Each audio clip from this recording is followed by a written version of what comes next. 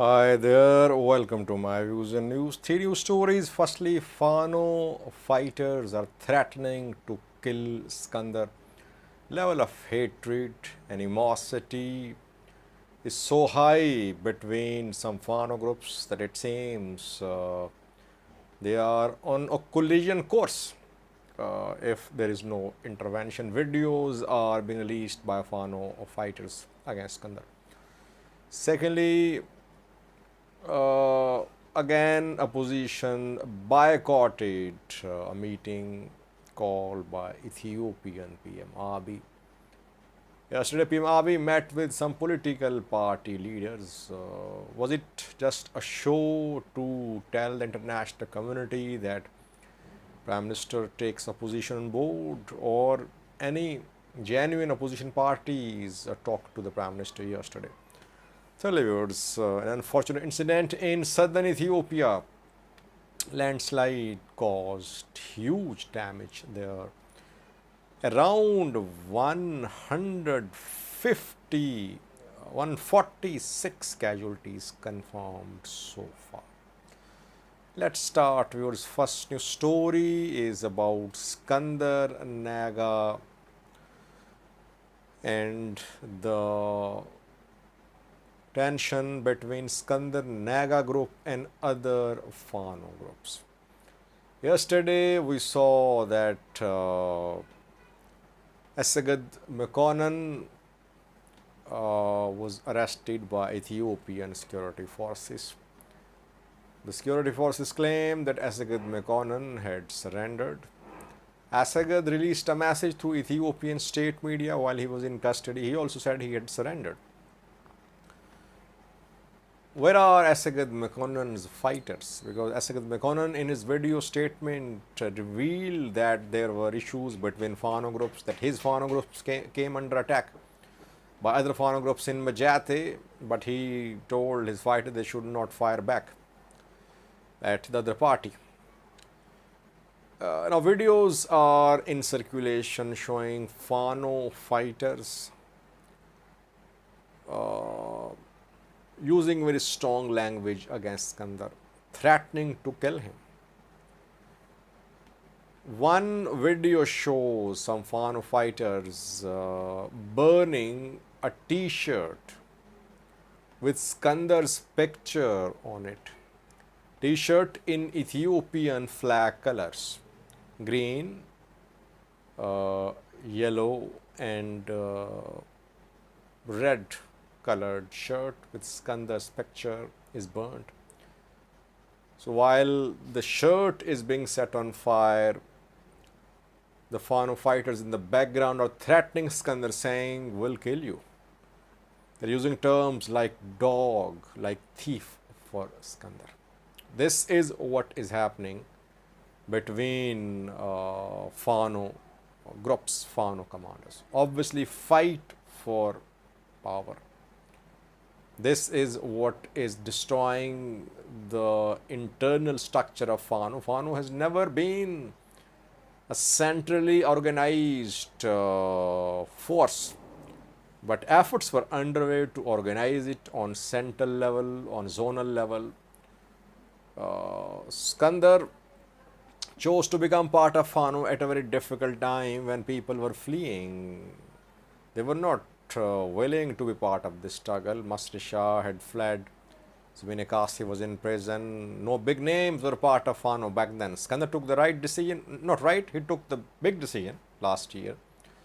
So he believes that he is the one who led Fano to a new phase of struggle. Then others followed too.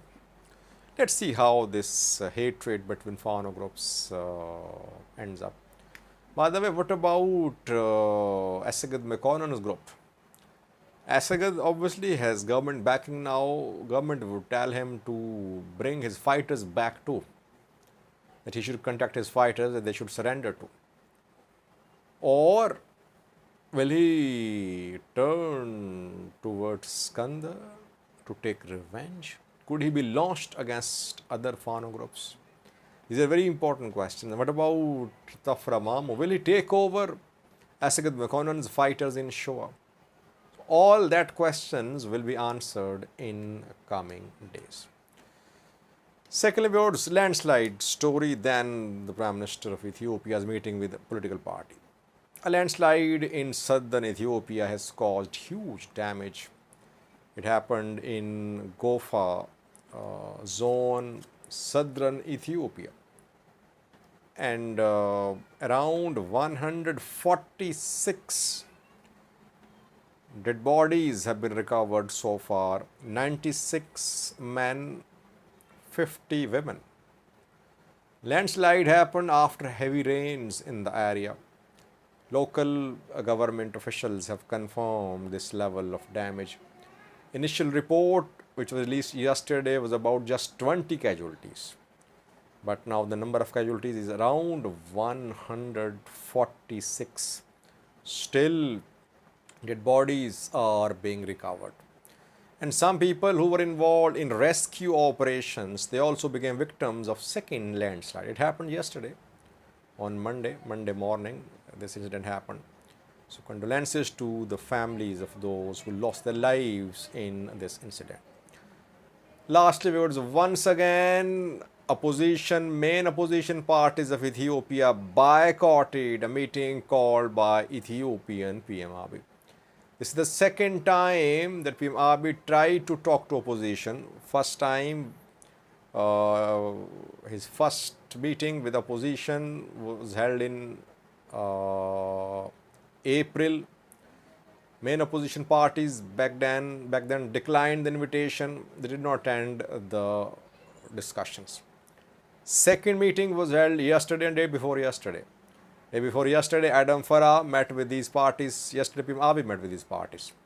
And after PM Abiy issued a statement, he said that we started these meetings in April and this engagement on national issues will continue. Who attended? Some leaders of Joint Council of Ethiopian political parties attended, but no major opposition party attended yesterday's meeting. Oromo Liberation Front, Ogaden National Liberation Front, Oromo Liberation Army, Oromo Federalist Congress, and several other opposition political parties were not part of yesterday's discussions between the Prime Minister and these political parties.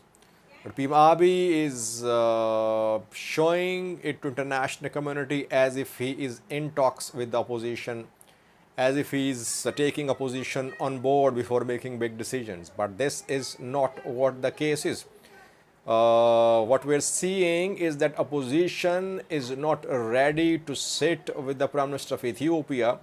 Opposition says that Prime Minister of Ethiopia cannot be a convener.